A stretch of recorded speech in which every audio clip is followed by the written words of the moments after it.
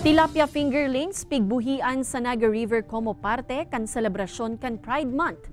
Pride March isinagibo man kan LGBTQIA+ community sa Naga City kasabay kan pagbalangibog kan sa indang pigkakampanya na patas na tratamiento sa gabus na kasarian. Uyan istorya ni Jessica Kalinog. Sakay kan mga bangka, mantang nakawagayway ang mga pride flag. Pigbaybay kan mga miyembro kan LGBTQIA+ community, Naga City Council for Women, mga personahe kan City Enro, PCG asin iba pang katabang na ahensya asin grupo an Naga River.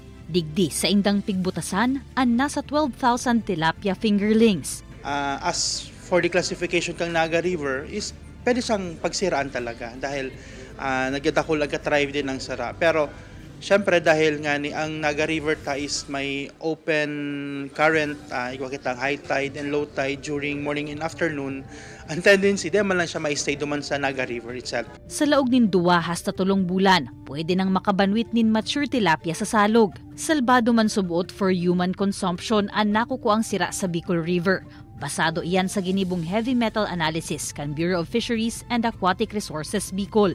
Ang aktibidad na ini, parte pa kan selebrasyon kan Pride Month. Ngunya na hapon ang culminating activity para sa sarong bulan na selebrasyon kung sa pigkondusir man ang Bicol Pride March pun sa Jesse Robredo Coliseum, pasiring sa Plaza Quezon. Itong pinaglalaban mi is not about the acceptance of us, the LGBT community. It is about acceptance of all types of genders because may you be a male or a female, mapababae ka, lalaki. Actually, igwa kang inaapod na gender identity and gender expression. And I think that's what we call SOGI. Iyo po yan ang saro sa mga gusto mo din na ipahiwatig. Makalihis ang Pride March. Gigibuhon man ang Pride Majorette Competition, Pride Mardi Gras, asin iba pang exciting activities. Kaibanan si Carlo Abonita, Jessica Kalinog, Balitang Bicolandia.